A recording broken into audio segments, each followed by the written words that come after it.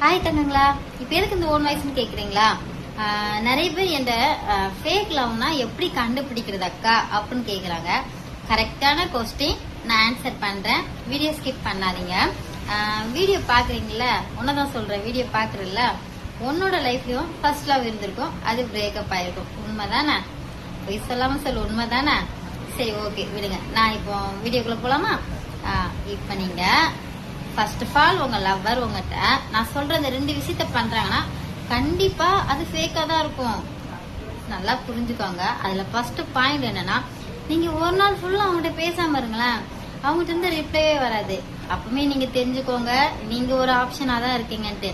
நான் சொல்ற அந்த ஃபர்ஸ்ட் ஆப்ஷன் உங்க லைஃப்ல நடந்திருக்கா? நடந்திருந்தா சொல்லிட்டு போங்க. 2வது ஆப்ஷன் என்னன்னா, அவங்களுக்கு தேவைப்படும் போதுதான் நீங்க தேடப்படுவீங்க. அது பணமா இருந்தாலும் சரி. நான் என்ன சொல்றேன்னு உங்களுக்கே புரிஞ்சிடும். இப்ப நான் சொன்ன இந்த 2 உங்க லைஃப்ல நடந்துருச்சுன்னா தயங்காம அந்த லைஃப் விட்டு நீங்க வெளியில வந்துருங்க தங்கங்களா.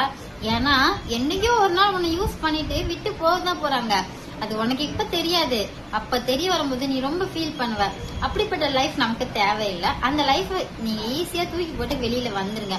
கொஞ்ச நாள் ஃபீல் பண்ணுவோமா, அவங்களை நினைச்சு அழுவோமா, அவங்களை நினைச்சு நம்ம ஃபீல் பண்ணாலுமே அவங்க இன்னொருத்தவங்களோட ஹாப்பியா தான் இருப்பாங்க.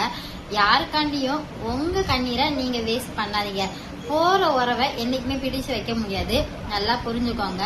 அன்பின் பேர்ல ஏமாறுது நீங்களாதான் இருப்பீங்க. நல்லா புரிஞ்சுக்கோங்க.